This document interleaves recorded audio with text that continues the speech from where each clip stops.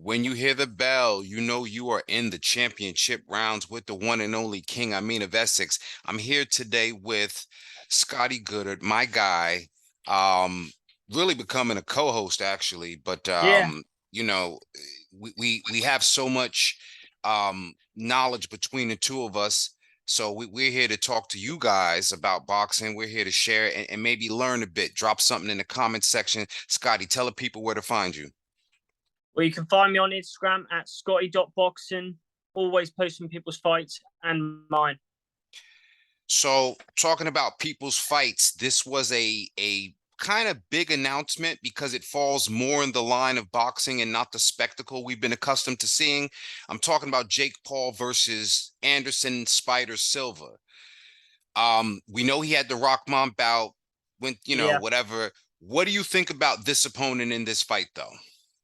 well, people are going to obviously laugh and say, yeah, but he's 47 years old. Yeah, but this 47-year-old did just not long ago beat Chavez, and that's not an easy to accomplish.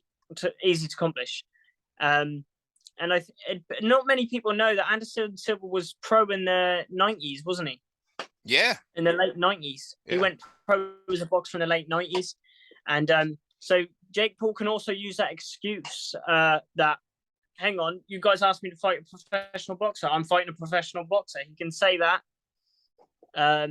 All the things we've been asking him to do, he's done, just despite the age thing. But sometimes you got to accept age don't mean shit. Look at Bernard Hopkins. Yeah. And I think you made a good point, going back to Silva's history, when you had that preparation for Roy Jones as that dream fight. Imagine if we were doing what we're doing now with these kind of fights. Imagine if that dream fight, Roy Jones versus Anderson Silva, would have happened. So in essence, you had Oh, Silva preparing for the fight that never happened. So I think this is a great opportunity, to show that despite being an old dog, as long as he still got teeth, somebody can get bit, right? yeah. Yeah, good. That was good, actually. Good, like, little thing you done there. Yeah, man. And yet, speaking of, and I want to go into a fight that was canceled, and I want to talk about cancellations before it gets too political for some, because we know the Shields Marshall fight, was called off, right? Yeah. But I want to look at it from this angle. As a fighter, how tough is it when you know, trained as far as a camp, your trainers, you're making weight, you're making sacrifices socially, relationship wise, work, even if you're working and training. How big is a sacrifice is it to prepare for fight week, fight day, and then it falls through? Gosh. Oh, I couldn't imagine how painful that is. You've done the time, you've done everything you could to then find out things to step back. And you got so close to your moment because both of them are thinking they're getting their moment, aren't they? And to think, it's both come crashing down on them and they've got to wait longer. It's such a shame. I was really looking forward to it. We all were. I want to ask you, does this take a little bit of the steam out of the promotion? Like, because it was such a big, Yeah. like, culmination, and and like now it's kind of like, can they organically build that animosity and build that tension again? I don't think they can. I mean, don't get me wrong, it was entertaining the first time when they were doing impressions of doing each other's accents and stuff. It was all building up and the fight was building up. It was doing great, but I don't think it's gonna like get any more hype now. It's been postponed and stuff. I just can't see any more hype around it. What are they gonna do? Another press conference, another way? Do you know what I mean? It's pointless now. But I think when they resume it, they have to kind of, just pick up where they left off, yeah, like don't do another face off. Johnny Nelson did great as far as, getting these two fighters to sit down together. What I do think they could is if they can get some of the undercard participants a little bit more spotlight. yeah, Maybe they can talk up Jenny Fuchs a little bit, talk up Ebony Jones a little bit more. You know what I'm Yeah. saying? Talk of what's my girl? Gemma the Rebel on IG, but I forgot her real Oh name. But yeah, I follow her on Instagram. Yeah, I know you know what I'm exactly who you're on saying? about. Yeah, Like yeah, talk up some of these undercard fighters and get into their backstories a bit, maybe to kind of rebuild the momentum that was there. But I certainly don't want people to lose the importance of this fight, because I've been calling it the greatest sports event in women's sports, not just boxing. I think this yeah. is big, you know. Can I What do you, say? yeah. I was gonna say. Sorry to interrupt if I was No, interrupting no, you anything. got it. Um, I'm actually more looking forward to this fight than I was Katie Taylor Amanda Serrano. Tell me why. I think it's the build up. Like I said, it's the boiled blood in it, and you can see that they don't really like each other. You can see, like, looking at them too. Whereas Amanda Serrano and Kate Taylor, that was almost too professional. Like, they were, yeah, I'm here to beat you up, and they were too good. Do you know what I mean? When they lose control, it's entertainment, and you just Sure. can't help yourself. And when they're blurring out these words and saying things, you can't help but get excited as well. Whereas we didn't really have that with Katie Taylor and Amanda Serrano. Nah, you're absolutely right. And I think that we don't want to let the momentum, lose from this fight. We don't want to lose the importance. Speaking of losing momentum and importance, I know there's been conflicting information and we still have to watch, but what's going on with Eubank Jr. and Benn, right? You hear Senior talking about Yeah. Junior's out because of the concerns about the weight. You're hearing the promoter and other, factors saying that the fight is still. What are you hearing going on that side of the pond? Do you hear anything different or what?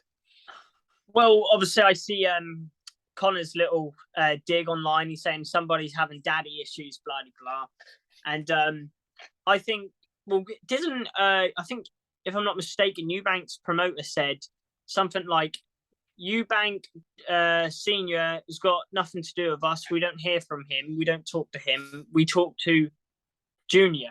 He said, and as far as we're concerned, the fight's still on. Yeah, that's what he reckons. Yeah. So that, I don't know, like, just by the scenes of it, like by seeing Senior being out of the picture a lot coming up to this fight, have they fallen out, father and son? That's a great question, because I was going to go with, is this, because Junior's been trolling, he's been eating at KFC, even talking about he's not going to stay away from his lady. He said he's going to keep doing the do because it's not going to deplete his energy. So he's been talking, real crazy, as he always does. But is this a head game thing for him, like he's always been trying to do, or is there a serious, fracture? Because remember, that was his one of the things he stood on, his relationship with his dad. Yeah. Do you know what? I just think that he's trolling everyone. I think that's what he wants to do. He wants to make people think that obviously he's not making effort into this fight. It's like you say, the mind games. He's playing this. He's playing it with. I think he's even playing it with his dad. Everyone. Yeah, I don't think he's actually having anything to do with his dad during this fight, up and come fight. Sure. And we saw Nigel Benn come out and say, "Listen, this fight has nothing to do with the legacies of this is his own thing, and he's got to do that for himself." So, when in the beginning of this buildup, you didn't even see Nigel being involved, and now he's kind of come out, and so there's a lot of family ties in this, because if from what I understand, someone's manager is also married to someone's sister, so there's relationships to where they know each other personally, and it could be personal, but it could not. I mean, this thing is hard to figure out. What do you think? Do you think the fight is still on or not? Yeah, I think the fight's still on. I'm going with what Eubank's promoter just said, as far as he's concerned, the fight's still on. He's spoken to Junior, and really, he's politely what he's saying is he doesn't care what Senior has to say. Yeah, which is fair. And there's a small part of me that if the fight does not happen, there's lots of stuff that Eubank Jr. can do. Remember, Bubu Andrade is still out there. He could argue for the winner of Canelo and Triple G, you know what I'm saying? Which we'll talk about later. It's a lot of things he could do in his division. He could, he could want the winner of Plant Durrell. You know, there's a lot of things he Oh could yeah, do if he interesting. wants 168, if he wants to go down to 160. Charlo's still down there. So, you know, again, I would love to see the fight happen just because of all of, you know, the build up Yeah, to it. But if we got to the boxing part, I love to see Conor get back to business. I think, you know, if the fight doesn't happen, the fight with Virgil Ortiz is right there because they're both with yeah, DAZN. Ortiz doesn't have much else going on, or Thurman can stop acting like he doesn't know who Conor Benn is and take that fight, yeah, you know. yeah. So some things I can still like happen. Ugas. I like the Ugas fight. Love the Ugas fight. Love the Love Ugas fight. Common opponent with Pacquiao and Spence for Conor Benn to fight Ugas. That's good for his resume as well, isn't it? I mean, to look at it that way. I mean, Plus the pedigree he in there be, you know, against that Cuban style, against yeah, somebody, you know, yeah, lots of see, and I know certain people watch what we do here, and if you're watching, go ahead and send Scotty a commission. You know, I don't know if you got to get you know, you can't do Cash App. You got to send him a PayPal because it's international, but send him a commission for that matchmaking right there because we yeah, want to see that one, man. Yeah, let's keep beating that drum. Ugas, again, if in the event the fight doesn't happen, Conor Benn versus Yordenis Ugas, we'd love to see that one happen. yeah. Speaking of fights we'd love to see happen, it's you know, high speculation. 258 management has confirmed. I'm talking about Fury versus Anthony Joshua. Is this fight happening? Talk about it. Well, I should hope so because, like I said, I think this fight could have been. It's going to happen. If the fight does happen, I'm watching either way. It's going to be entertainment. Do I think they've left this fight too late? Yeah, I think this fight could have had so much more hope around it the sooner it got done. But I think what they meant to do was leave it and wait for it to build up. But it's got worse, knowing that AJ's lost against Usyk, and do you know what I mean? And now Fury's had his 3 fights with Wilder. I don't see it selling as big as it was gonna. And you know, you mentioned Wilder because he's always in play, of course, when you talk about the division. And I'm with you. I think because of where AJ's at after the loss to Usyk, this, you know, it kind of can be the swan song, if you will. But I think he can do it. He can do it one or two ways. He can say, "Hey, I'll take this fight with Fury, and if I lose, that's it. I'm done." Or he could say, listen, I lost to the best. There's no shame in that. Nobody's beat this guy, but I still got the one piece of unfinished business with Deontay Wilder, right? Now, the other side of that, he could have, you know, maybe if it was an option, look for the fight with Wilder and say, yeah, forget about that Fury fight. I could do that later. But, you know, me and this guy, Wilder had unfinished business. And, you know, we're contemporaries. We're both, you know, out here in a similar, you know, build, tall guy. You know, either way, I think Anthony Joshua, these are the last 2 fights. And I think he has a little bit of room with the order he can take them. But I'm kind of like, if he takes the Fury fight and he doesn't win, there's no point in fighting Deontay Wilder, to me. What do you think? Yeah, definitely. I think this is his last shot. And if he loses against Fury, I hate to say it, but he is fucked because what's next for him? What is going to be next? He can fight Dillian White. That nobody's going to care about that. He can fight. Do you know what I mean? He can fight Wilder, but Wilder's going to be on the A side, in my opinion, on that. And just in general, he's never going to be that A side again. No one's going to be interested in his fights anymore. I know it sounds wrong me saying that, but I tell you, I think the only 2 fights, should he lose to Fury, would be against younger guys, meaning it'd have to be against a Jared Anderson, or it'd have to be against, you know, domestic fight against, and I don't see him ever fighting Fab Wardley, you know, but no, definitely not. you know what I'm saying? It'd have to be someone where he's willing to kind of pass the torch to. So a Jared Anderson or a Daniel Dubois. He'd have to be willing to pass the torch to the young guys. And I mean, again, potentially he wins. I mean, who would be upset if they say either of those 2 young guys specifically, Anthony Joshua comes out of retirement or comes out of hiatus to fight the young Lions? Nobody's going to disrespect him because it's still Anthony Joshua. What do you think? Yeah. Yeah. In fact, I didn't think of that. That'd be a good idea, for Joshua to sit down, relax. If he does lose against Fury and stuff, sit down, relax, wait for these young lions to catch up, and then maybe an opportunity might pop there for him. Whether it's Fabio Wardley, Jared Anderson, Daniel Dubois, any of them, that'd be great. Because I'm thinking of how, the heavyweight fighters can kind of preserve themselves and wait for that big bout. They can the heavyweight can always come out of hiatus and say, hey, you still got to get through me, because the names in the heavyweight division, it's like, that's why we still have Luis Ortiz still out here, and I think similarly, if he went away for a while but came back to fight one of these young guys, a Jared Anderson, a Fab Wardley, you know what I mean? Like, his name still has so much value. Go ahead. Yeah, that sort of reminds me of Povetkin, because Povetkin done that with Joshua, didn't he? He did that with Joshua. Yeah. So it's like, if he's now doing that, Joshua could do the Povetkin style. He can be that old man that no one ever overlooks, so because he still upset these young people, and he's still, because Povetkin done that for a long while. Look what he did with White. He made White's journey to that point longer than it had to be, because in the heavyweight division, the last thing you lose is your power, Yeah.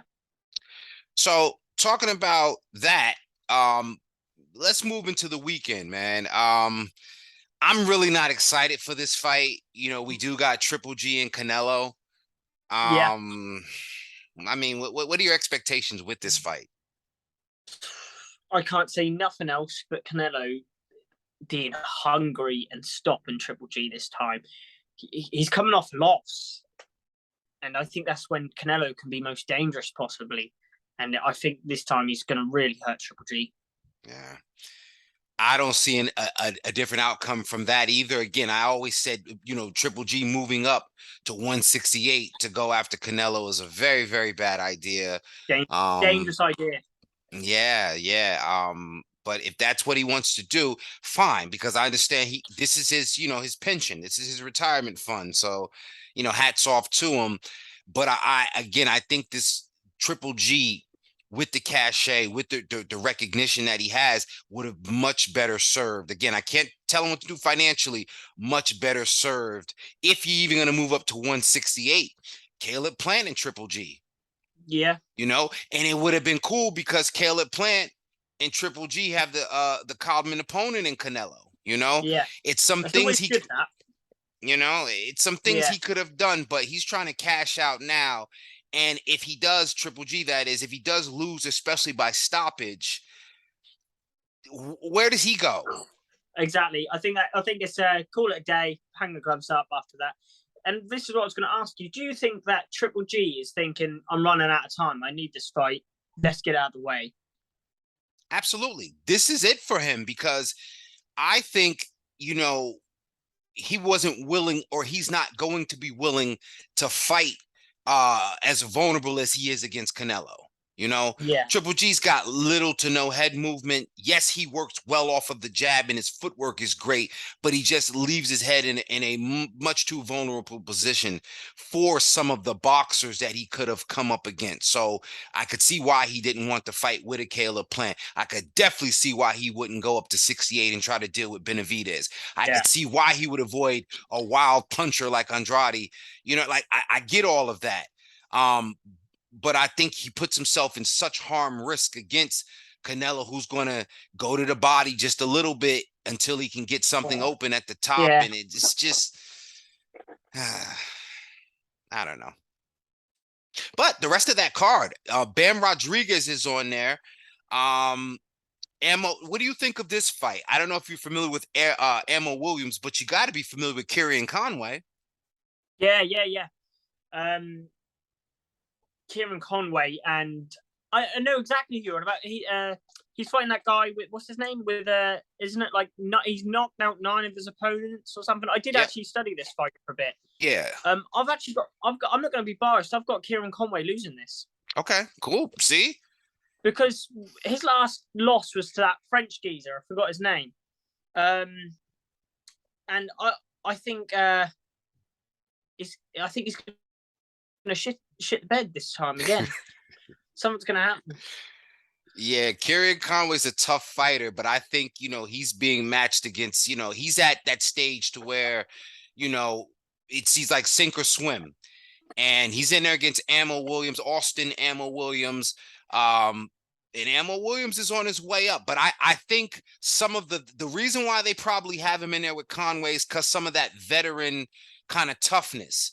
Ammo Williams is still a young fighter that likes to try to blast guys out of there early, and his stamina on the back end has been questionable. So I think they're giving him somebody that's going to come with their lunchbox and going to see if this young guy has the gas tank to go the long way. So I'll give it to Conway. Yeah, he always fight hard fights. He's always getting these undefeated guys. He fights them. I'll give it to him. He's always having hard fights. He's never. Do you know what I mean? He's always getting these hard fights. And whether he lose or whatever, he still takes that fight. And that's why he's in this one. So now, speaking of some domestic fights for you, we also got Denzel Bentley versus Marcus Morrison. I got Bentley. I got Bentley too. But Morrison is Morrison's good. Yeah. And he can punch a little bit. Yeah, he's not as he's more of a puncher than a boxer. I think Bentley's is a boxer, and he's been in there, with some real slick guys. Morrison, I forgot who it was, but Morrison was in there with like a brawl. It was a couple, maybe about a year ago. It was a very tough fight he was in, and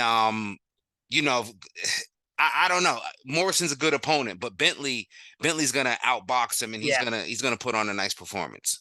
Bentley, that's what I mean. His last fight, he beat the better boxer in my opinion, and I just think Bentley's got so much heart. Just in his fight, you can see he really give it his all. He do. Yeah, for sure. You know what? I think it was Mark Morrison versus Lerone Richards. I think it was. Yeah. I think I'm with you. Yeah.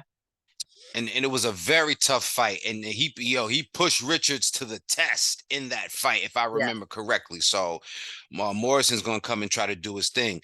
We also got Gavin Gwynn in action this weekend, and in Woodruff, isn't it? Woodruff. Yep. Yeah. What do you make of that one? I think Woodruff politely is put there to lose. Politely, sure. But then again, never overlook him. Never see past your opponent, they always say. And I wish both men the best of luck in that fight. And definitely, last but not least, you got Lyndon Arthur is in action. I think he's in there against I don't know. The UK, you guys get all the Argentinian fighters, man. Yeah. They get a lot of opportunities to fight in the UK. And I don't want to, stereotype this gentleman, but I believe he's another Argentinian, always tough. Always some of the toughest opponents. But Lyndon Arthur's back in action. What do you think? I think that's good. That's good to see him back in action, and I can't wait to see what's next for him. God knows who to put him a fight with, but he's got some people out there that will give it to him, and it has to be a test after this one, because I think this is more of just a warm up fight, get out of the way, and then he's going to fight some top level. Because I think he's ready to exceed beyond a domestic level. I think, he's ready for, very much whoever's in position internationally. What is he, a light heavyweight, right? Yeah. And I just had in my head him versus Callum Smith, I would fancy. Yeah. That would be great. Yeah, see? Well, we could split that one. I brought up Lyndon Arthur. He brought up Caleb Smith. You guys can send us our commissions, contact us on IG. Hey, you got anything else? I think that's pretty much it. Give everybody information where they can find you. You can always find me at scotty.boxing on Instagram. Daily uploads, always uploading people's fights, and especially mine. And to keep updated with my boxing journey as well, give me a follow. Definitely, guys, and go and check out his lives. When he's going lives, there's usually something popping, so don't miss out. Stay connected. Listen, ladies and gentlemen, thank you for joining us in these very important championship rounds. I am your host, King Amin of Essex. Leave a comment, leave a like, leave something in the description to let you know that you're paying attention. Ladies and gentlemen, we out of here.